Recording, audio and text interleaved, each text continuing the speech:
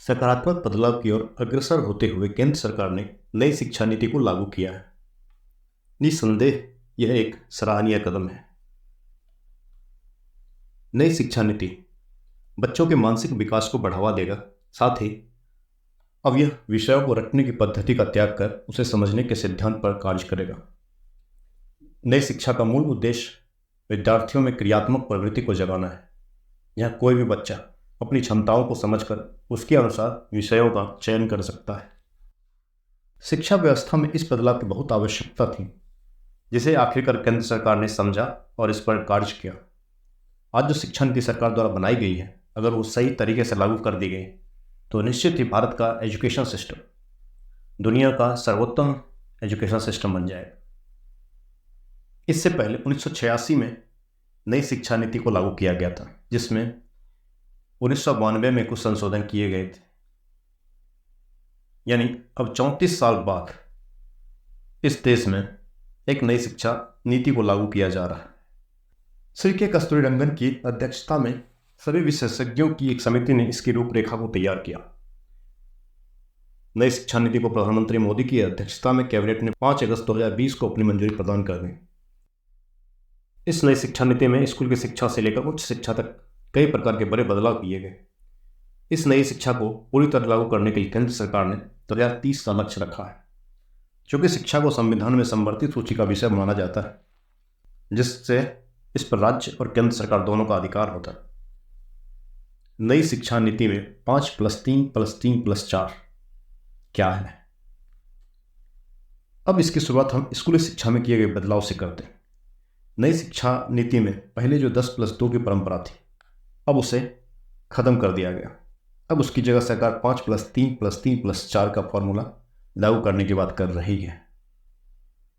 यहाँ 5 का मतलब 3 साल प्री स्कूल, नर्सरी, LKG और UKG के और क्लास फर्स्ट और सेकेंड से है। उसके बाद 3 का मतलब क्लास 3, 4 और 5 है। उसके बाद अगले 3 का मतलब क्लास 6, 7 और 8 से है। और आखिर के 4 का मतलब 9th, 10th, 11th और 12th है। यानी अब इसका मतलब है कि बच्चे 6 साल की जगह अब 3 साल की उम्र में फॉर्मल स्कूल को जाने लगेंगे। अब तक बच्चे 6 साल में पहली क्लास तक आते थे, जो अब इस नई शिक्षा नीति के लागू होने पर भी बच्चा 6 साल में पहली क्लास में ही होगा। लेकिन पहले के 3 साल उसके फॉर्मल एजुकेशन वाले होंगे, क्योंकि अब प्ले स्कूल के शुरुआती साल भी स्कूली शिक्षा में जुड़ेंगे। इसका मतलब यह है कि अब राइट टू एजुकेशन का विस्तार हो।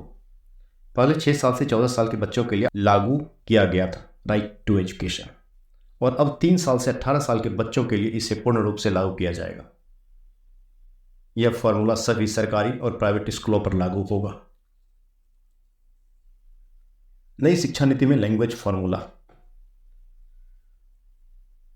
इन सब के अलावा इस नई स्कूली शिक्षा में एक और महत्वपूर्ण बात की गई है। भाषा के स्तर पर भी नई शिक्षा नीति में 3 लैंग्वेज फॉर्मूले की बात की गई, जिसमें कक्षा 5 तक मातृभाषा, जो कि लोकल भाषा में की पढ़ाई की जाएगी। और कहा गया है, और साथ ही यह भी कहा गया है कि जहाँ तक संभव हो कक्षा 8 तक इसी प्रक्रिया को अपनाया जाए। संस्कृत भाषा के साथ तमिल, तेलुगु और कन्नड़ जैसी भारतीय भाषाओं में पढ़ाई पर जोर दिया गया। इसके साथ ही सेकेंडरी सेक्शन में अगर स्कूल चाहे तो विदेशी भाषा को भी एक विकल्प के तौर पर दे सकेंगे।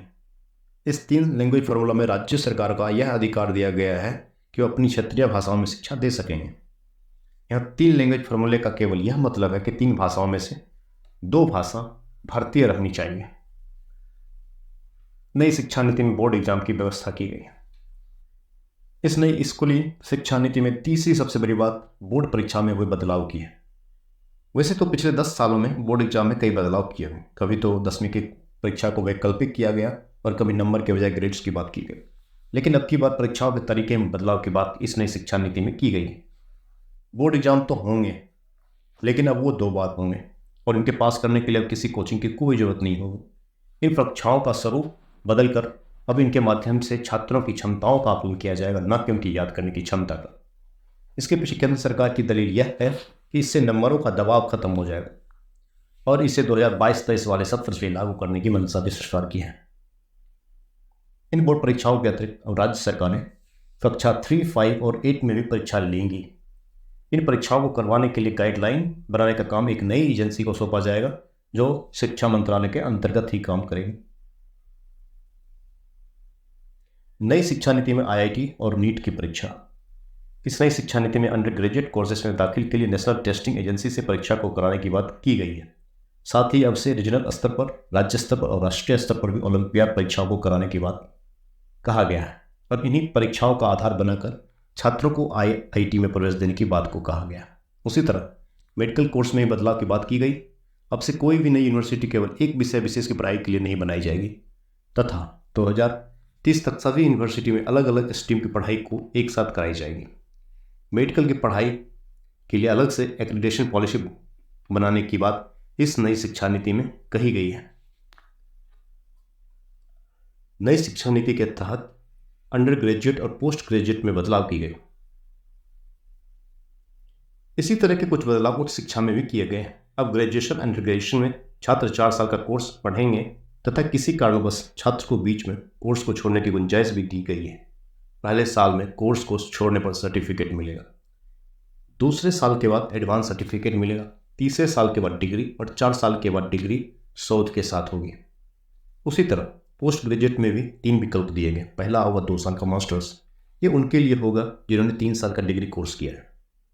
दूसरा विकल्प होगा 4 साल का डिग्री कोर्स शोध के साथ करने वाले के लिए, ये छात्र 1 साल का मास्टर्स अलग से भी कर सकते हैं। और तीसरा विकल्प होगा 5 साल का इंटीग्रेटेड प्रोग्राम जिसमें ग्रेजुएशन एवं पोस्ट ग्रेजुएशन दोनों एक साथ होंगे। अब पीएचडी करने के लिए अनिवार्यता होगी 4 साल की डिग्री शोध के साथ। अब एमफिल को नई शिक्षा नीति में बंद करने का प्रावधान किया गया। उच्च शिक्षा में स्कॉलरशिप के लिए नई शिक्षा नीति में प्रस्ताव है।